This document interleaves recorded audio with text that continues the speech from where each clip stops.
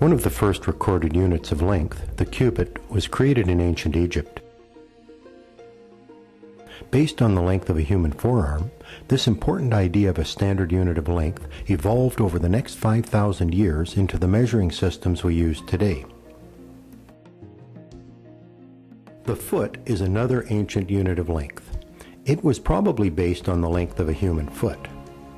The problem, of course, is whose foot? Possibly the length of the king's foot, but kings come and go, along with their feet. In 1324, King Edward II of England proposed a solution involving the inch. The inch represents 1/12 of a foot, and it had been defined as the average width of a man's thumb. This, of course, has the same problem as the foot. Whose thumbs are we using? Barley was a common grain grown in England. A single grain of barley is called a barleycorn. King Edward created a statute that legally defined the inch as 3 barleycorns, dry and round, placed end to end, lengthwise. 3 barleycorns define an inch, and 12 inches define a foot. King Edward thought he had solved the problem. But of course, like feet and thumbs, not all barleycorns are created equal. Despite these problems, the barleycorn continued to play a role as the base unit of the British measuring system for centuries. Confusion about the inch continued until 1959, when the international community officially defined the inch as .0254 of a meter. Which of course creates another problem. How do we define a meter? The story of the meter begins in 18th century France. The French faced the same dilemma as everyone else, finding an acceptable base unit of length. A committee of academics was created to solve this problem. In April of 1790, Talleyrand, the Bishop of Autun, made a remarkable proposal to the Assembly of French Weights and Measures. Talleyrand proposed that a unit of length, called the meter, could be based on time. He had been studying pendulums and knew that the period of a pendulum, that is, its rate of swing, was determined by length. Short pendulums swing back and forth rapidly, long pendulums slowly.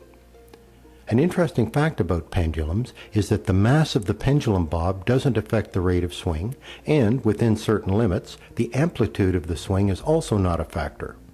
The length determines the period of the pendulum. It is possible by adjusting the length to create a pendulum that will take precisely 1 second to swing from one side to the other. Talleyrand proposed that a pendulum like this, a precision 1-second pendulum, be constructed and that the length of this pendulum be used as the standard length, 1 meter. Time would define length, an elegant solution. Talleyrand realized that tiny changes in gravity affected the rate of a pendulum and that gravity changed with location on the planet.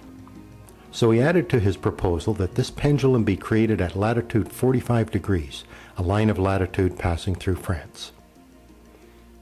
Talleyrand's proposal was studied for a year, but an expert committee decided that the best definition for a meter was to use 1/10,000,000th of the distance from the equator to the pole.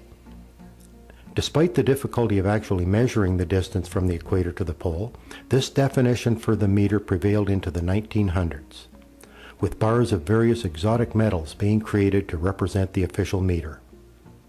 This was not a perfect solution. Even the politics of the time was complicated. Which country would hold the official meter? In 1983, the dilemma appeared to have been solved when the definition of the meter returned to time. The speed of light in a vacuum is defined as 299,792,458 meters per second. This means that 1 meter is the distance that light travels in this fraction of a second. We are now using time to define the meter, just like Talleyrand's pendulum-based meter of 1790. It may have occurred to you that we still have a problem. How do we determine 1 second? We could say that 1 second is the time it takes light to travel 299,792,448 meters, But then we need an independent definition of the meter. We don't have one. At the moment, 1 second is defined using the oscillations of a cesium atom. This leaves the meter defined by time. We have connected length and time. Perhaps this simple idea of defining length using time led Einstein to the revelation that time and space are linked. You may want to create Talleyrand's pendulum of 1790 and prove for yourself that a 1 meter pendulum creates a 1 second swing. A simple way to do this is to create a pendulum with a length of 1 meter and measure its period with a watch. Changing the length of the pendulum changes its period. As I mentioned earlier, the mass of the bob isn't important. The amplitude of the swing is also not a significant factor as long as it does not exceed 15 degrees. The length of the pendulum determines the period.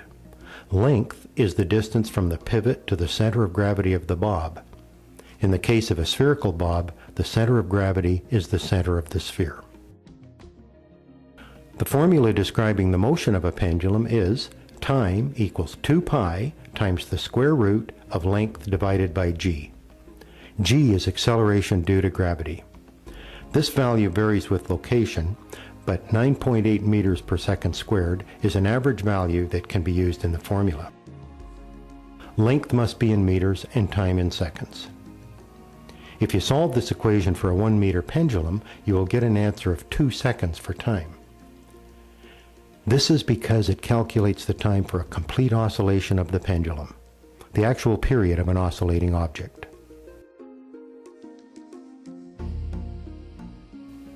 More videos and science projects can be found at our website, hylaroad.com. Follow the projects link.